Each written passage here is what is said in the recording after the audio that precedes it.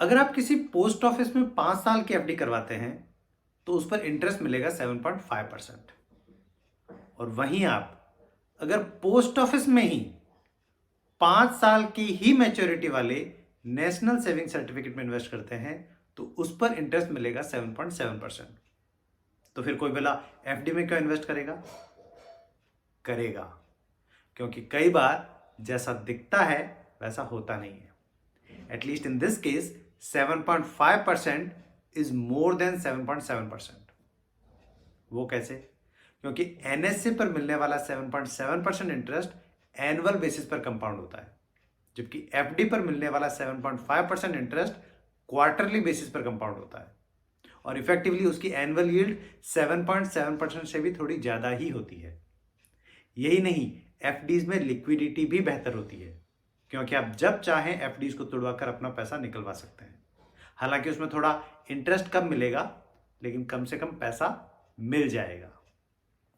NSC में तो pre mature withdrawal का कोई ऑप्शन ही नहीं है, अनलेस कि इन्वेस्टर की डेथ ही हो जाए तो अलग बात है। इसके बजाय तो अगर आप आरबीआई की फ्लोटिंग रेट सेविंग्स बॉन्ड्स में इन्वेस्ट करें तो उसमें इंटरेस्ट रेट्स होता है एनएससी की इंटरेस्ट रेट से हमेशा 0.35% ज्यादा, यानी अभी है 8.05%। और उस पर मैंने एक डिटेल वीडियो बना रखा है, आप चाहें तो उसको चेक कर सकते हैं। और अगर आप सीनियर सिटीजन हैं तो फिर तो आपके लिए एक और बेहतरीन ऑप्शन है सीनियर सिटीजन सेविंग स्कीम, जिसमें आप 30 लाख रुपए तक इन्वेस्ट कर सकते हैं और उस पर इंटरेस्ट मिलेगा 8.20%। 5 साल की ही मैच्योरिटी है और उससे पहले अगर प्री मैच्योर विड्रॉल करना चाहते हैं तो वो भी कर सकते हैं, और चाहे तो 5 साल के बाद में 3 साल के लिए और एक्सटेंड भी कर सकते हैं।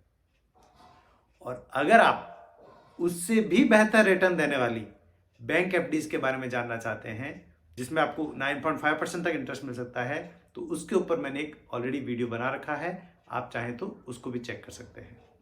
इन सभी वीडियोस के लिंक्स मैंने डिस्क्रिप्शन सेक्शन में दे दिए हैं। Thank you.